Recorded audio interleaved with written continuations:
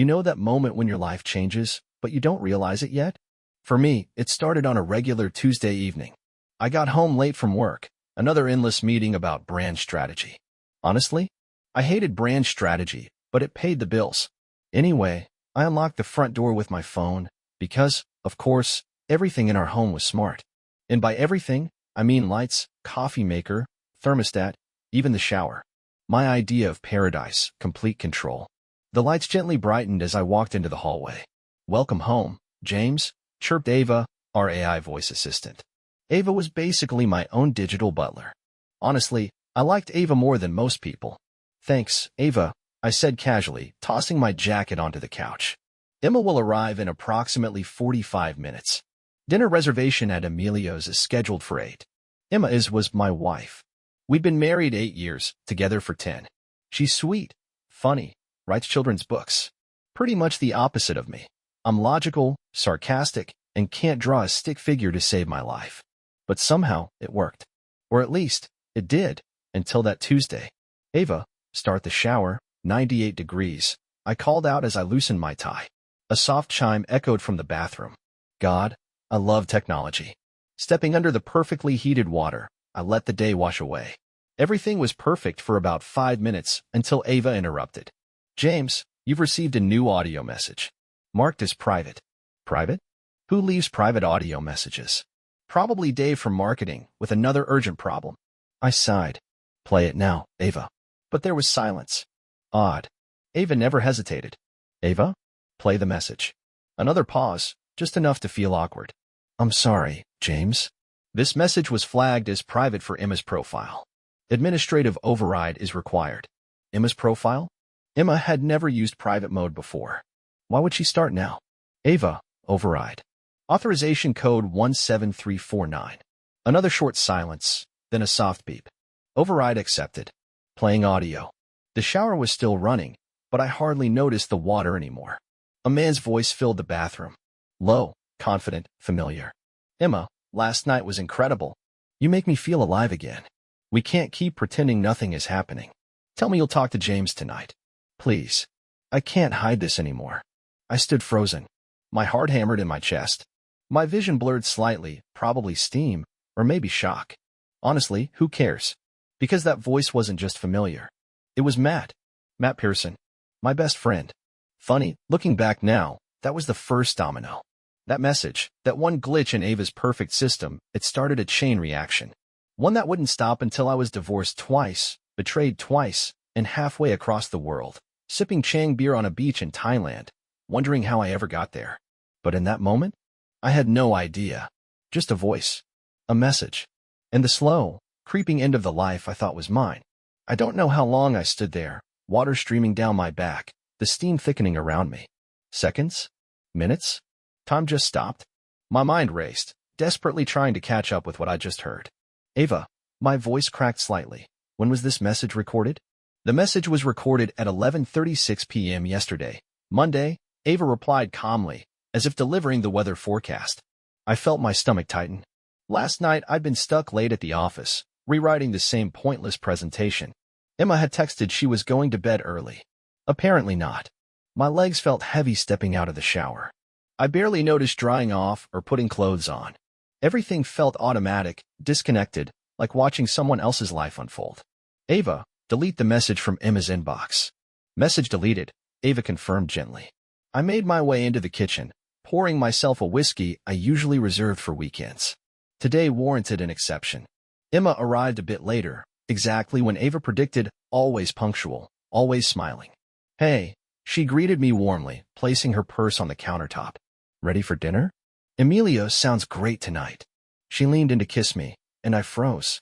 Honestly, could I pretend nothing had changed? I took a step back, forcing a casual tone. "Actually, I thought we might stay home tonight. I'm exhausted."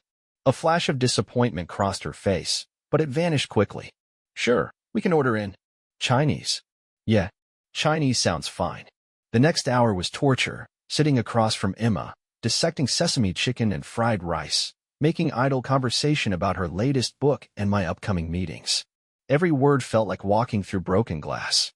"James, is everything okay?" Emma asked, noticing my distant stare. I hesitated. Honestly, part of me wanted to confront her right then. Another part wasn't ready, maybe still hoping it was all some mistake. Some misunderstanding. A joke? I'm fine, I lied, forcing a smile. Just tired. Emma looked at me skeptically, but didn't push. She never did. She trusted me too much, or maybe too little. At this point, I wasn't sure which hurt more. After dinner, Emma went upstairs. Alone in the living room, I couldn't resist asking Ava one more question. Ava, has Emma received other messages marked private in the past month? A short pause. Yes, James. 7 additional private messages in Emma's inbox. My heart sank. It wasn't just one night. It wasn't a mistake. It was an affair. Sleep didn't come easily that night. Every time I closed my eyes, I saw Emma's face, smiling, laughing, whispering secrets that weren't meant for me. Honestly, the worst part was imagining Matt. Matt, who had been at my side for every major event in my life. Best man at our wedding. Godfather to our daughter. Wait, our daughter. Lily was visiting my parents for the week. She adored Matt. Hell, everyone adored Matt. Charming, easygoing Matt. I felt sick just thinking about how deep this betrayal ran. Morning arrived with cruel indifference. I dragged myself downstairs, barely acknowledging Ava's cheerful greeting. Good morning, James. Would you like coffee? Double espresso, I muttered, sinking into the kitchen chair. Emma entered shortly after, hair damp from the shower, wrapped in her favorite robe. Morning, she said softly, pouring herself a coffee. Morning, I echoed, not meeting her eyes. She paused, sensing something off. James, seriously. What's wrong? You've been distant since last night. I stared into my cup, fighting the urge to unleash the truth. But was now the right time? Would there ever be a right time? Just work. I lied again. The taste of deception felt bitterer each time. Emma sighed. You know you can talk to me, right? About anything. Yeah, I replied weakly. I know. The silence lingered until Emma set her cup down with a soft clink. I'll be working from the library today. Deadline for the new manuscript is tight. Sure, I said quietly. Good luck. She kissed my cheek lightly, the gesture feeling hollow. A minute later, she was gone. I sat alone, the silence suffocating, my thoughts spiraling. Then I made a decision. Ava, play back the other 7 private messages from Emma's inbox. Authorization code 17349. Ava hesitated for a brief second. Authorization accepted. And then Matt's voice filled the room again, each message more revealing, more intimate, more devastating than the last. Plans for weekend getaways, references to secret meetings, and worst of all, conversations about how she would eventually leave me. By the end, I felt hollow, betrayed, lost, and very, very angry. The anger simmered quietly inside me for the next few days, overshadowing everything else. Work became background noise, meetings blurred together, and even Ava's cheerful greetings grated on my nerves. On Friday afternoon, my phone buzzed with a message from Matt. Hey, buddy, want to grab a drink tonight? It's been a while. I stared at the screen, fury boiling beneath my skin. How could he still call me buddy? Did he really believe I had no idea? But then, honestly, an idea began forming in my mind. Dangerous, maybe even reckless. But satisfying? Absolutely. Sure. I typed back. The usual place? Perfect, came the quick reply. The rest of the day passed in a blur. I felt oddly calm, though my heart raced whenever I thought about facing Matt. By evening, I was already sitting at our regular bar, sipping slowly on a whiskey, waiting. Matt walked in, all smiles, as if nothing was wrong. He clapped me on the shoulder, sliding onto the stool beside me. James. Man, good to see you, he grinned, ordering his usual beer. Yeah, I said flatly. Good to see you too. He didn't notice my tone, or maybe he chose to ignore it. Typical Matt, always seeing what he wanted to see. After some meaningless small talk, I finally cut through the noise. So, anything new with you? Matt shrugged casually. Not really. Same old, same old. Work, gym, sleep. You know the drill. I nodded, taking a slow sip. Yeah, I thought I did. Until recently. Matt's brow furrowed slightly. Everything okay, James? You've seemed off lately. Funny, I said, my voice colder now. Emma said the same thing. Matt's smile faded slowly. The tension thickened between us. Look, Matt began carefully, avoiding my gaze. If there's something you want to say. I know, Matt. I interrupted sharply. I know everything. He stared at me, face paling visibly. Neither of us spoke for a long, heavy moment. James, Matt finally whispered. I'm so sorry. It wasn't planned. It just... Spare me, I said quietly. You crossed a line. You both did. He opened his mouth, then closed it, defeated. What happens now? I looked directly into his eyes, my voice steady despite the storm inside me. Now, I take my life back. Whatever it takes. Matt swallowed hard, clearly shaken. James, listen, I never meant to hurt you. Save it. I cut him off again, my voice tight. Did you even think about Lily? Or was she just collateral damage? The pain on Matt's face deepened. It's not like that, James. Emma and I. It just happened. I tried to stop it. But you didn't, I snapped. You kept going back, knowing exactly what you were doing. The bar noise faded to nothing around us. Neither of us moved. Matt finally broke eye contact, staring into his beer, defeated. What do you want me to do? He whispered. I shook my head slowly. I want you to stay away from my family. And I want you out of my life. He nodded weakly. If that's what you want. It is, I said firmly. And if you have any shred of respect left for me, you'll tell Emma it's over. Tonight. Matt hesitated, looking like he wanted to argue, but thought better of it. All right, he said softly. I'll do it. He got up slowly, his shoulders slumped, and left without another word. Sitting there alone, I felt the first small relief in days. But it quickly turned bitter again. The reality hit me hard. I'd lost my best friend, my marriage was in ruins, and I still hadn't confronted Emma directly. Returning home, the house felt colder, emptier. Ava greeted me as usual, but tonight her cheerful tone felt painfully artificial. Good evening, James. Emma is upstairs. Thank you, Ava, I muttered, climbing the stairs heavily. I found Emma in the bedroom, pacing nervously. She froze when she saw me, fear and guilt unmistakable in her eyes. Matt called. She began shakily. James, Don't. I interrupted quietly. I already know everything. Emma's eyes filled with tears. I'm so sorry. Sorry isn't enough, I said, exhaustion overtaking my anger. I need to know why. She sank onto the edge of the bed, her voice trembling. Because I felt invisible, James. Because Matt made me feel seen again. Her words cut deep, but honestly, I'd expected them. Still, hearing it aloud was another blow. We need to decide where we go from here, I said, forcing steadiness into my voice. But right now, Emma, I just can't look at you. I turned away, closing the door behind me, wondering if anything would ever feel normal again. The following days were a blur of awkward silence and careful avoidance.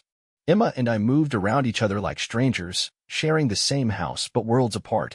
Even Ava's typically soothing voice became just another painful reminder of everything I'd built and lost. Lily returned home from my parents, blissfully unaware of the tension simmering beneath our forced smiles. It was a relief having her back, her innocent joy temporarily distracting me from the mess. One evening, after putting Lily to bed, I found Emma sitting quietly in the living room, eyes fixed blankly on a book she wasn't really reading. We can't keep living like this, I finally said, breaking the stifling silence. She set the book down, looking up with sadness etched deep into her face. I know. We need to talk, really talk. I sighed, sinking onto the sofa opposite her. Then let's talk. Honestly. Emma took a deep breath, visibly gathering courage. James, I can't change what I did. It was wrong and selfish, and I betrayed your trust. I understand if you can't forgive me. Forgiveness isn't the issue right now, I replied softly. It's trust. I trusted you completely, Emma. And you shattered that. Her eyes welled with tears again. I know. And I'll do whatever it takes, whatever you need to start rebuilding that trust. But I can't do it alone. My throat tightened. Despite everything, part of me still desperately wanted to fix this. To fix us. But another part, wounded and wary, resisted. I need time, I said finally.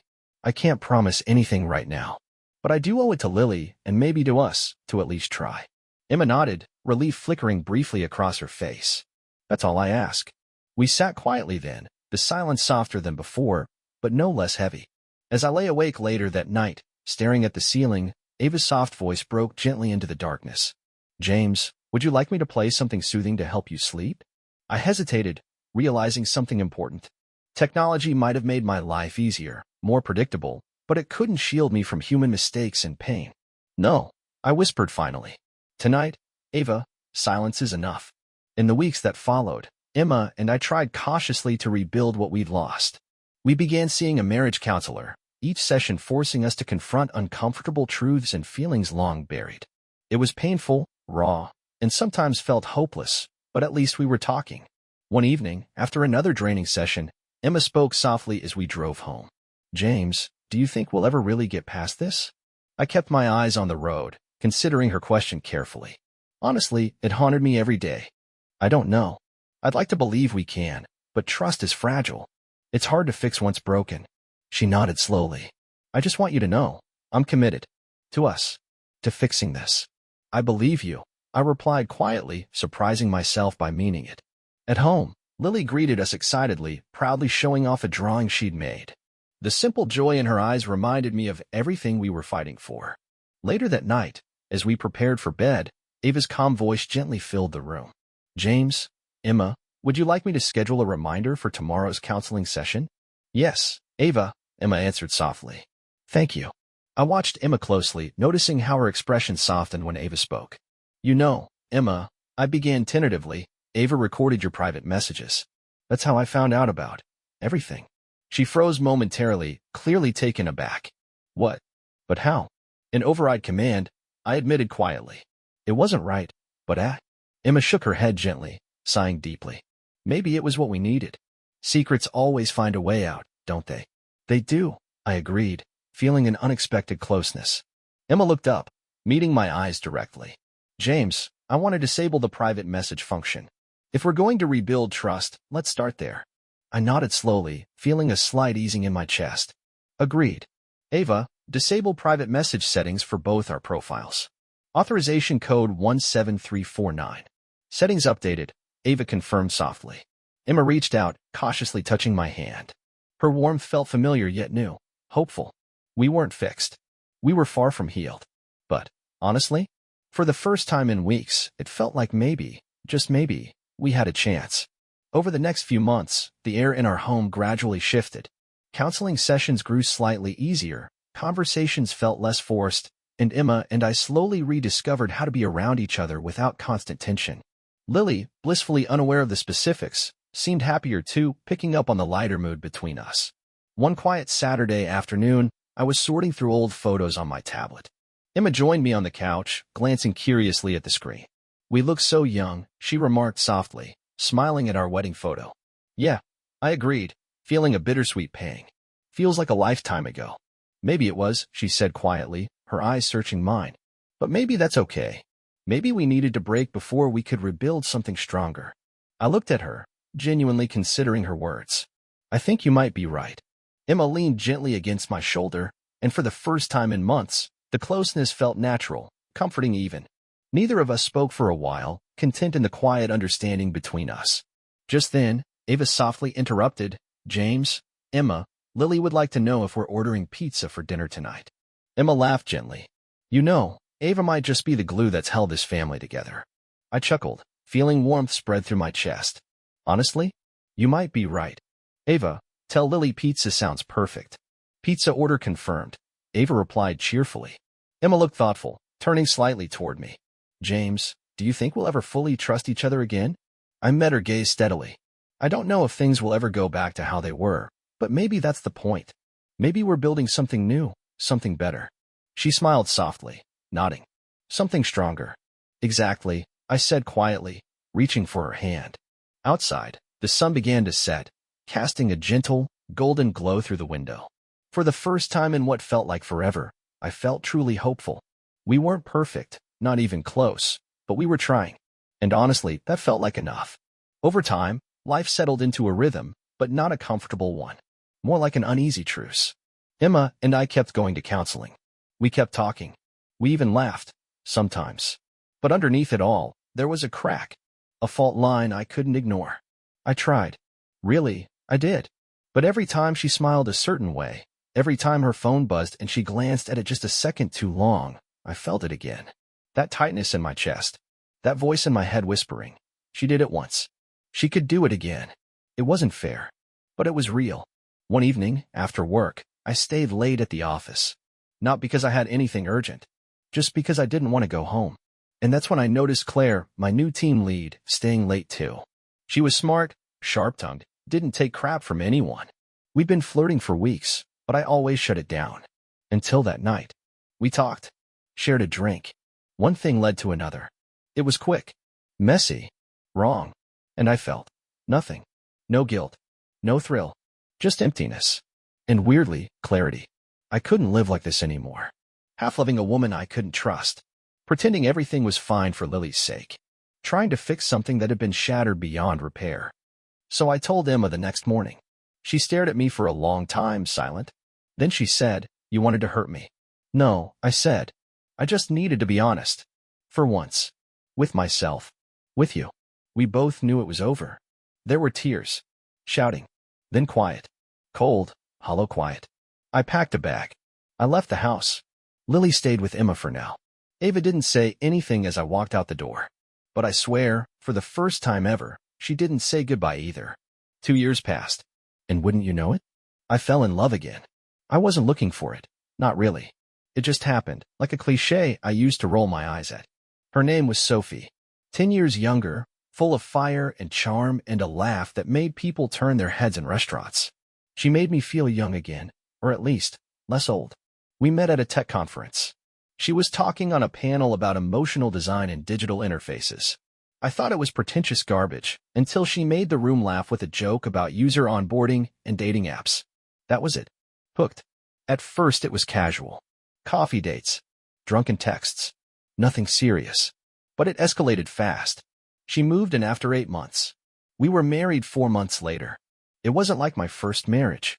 Or the second attempt with Emma. Sophie was lightning, funny, intense, demanding, unpredictable. She kept me on my toes and out of my head. For a while, I thought that was good. She introduced me to her world. Art galleries, yoga retreats, overpriced smoothies made with things I couldn't pronounce. She made me try things I never imagined. Once I found myself meditating in a salt cave. Another time, we spent a weekend at a silent retreat. I hated it, but I loved her. Or maybe I loved who I thought I was with her. Then came Brent. He was her Pilates instructor. Toned. Charming. The kind of guy who called everyone bro, but still somehow made women swoon. I met him once. He smiled at me like he already knew the ending. I found the messages late one night. Not just flirty. Explicit. Familiar. The kind of intimacy you don't stumble into by accident. I confronted her calmly. Too calmly. I think that scared her more than yelling would have. She broke down. Cried. Apologized. Claimed it was meaningless. Just a mistake. I didn't believe her. Maybe because I'd heard the same song before. Maybe because I no longer had any space left for believing. This time, I didn't wait. I filed the papers the next morning. I left the apartment the same afternoon. I didn't even take all my things. Something inside me had snapped. Not from rage. Not from heartbreak. Just from fatigue. I was done. Done with hoping. Done with fixing. Done with trying to glue together a life that kept cutting my hands. So I ran. Quit my job. Sold my car. Gave away what was left of my furniture. I packed a single bag. Bought a Kindle, a pair of noise-canceling headphones, and a one-way ticket to Bangkok. Thailand greeted me like a warm slap in the face. Bangkok was chaos, scooters darting through packed streets, heat pressing against your skin like a second body. I stayed in a cheap guest house above a noodle shop. The owners could beat me at chess every morning. I stopped shaving. I stopped answering emails. I deleted every social app on my phone. Koh Tao came next. I learned to dive, badly. Got sunburnt. Learned how to order beer in Thai. Spent nights on the beach, watching storms roll across the ocean. I told people I was a writer. Sometimes I said I was retired. Sometimes I just said nothing.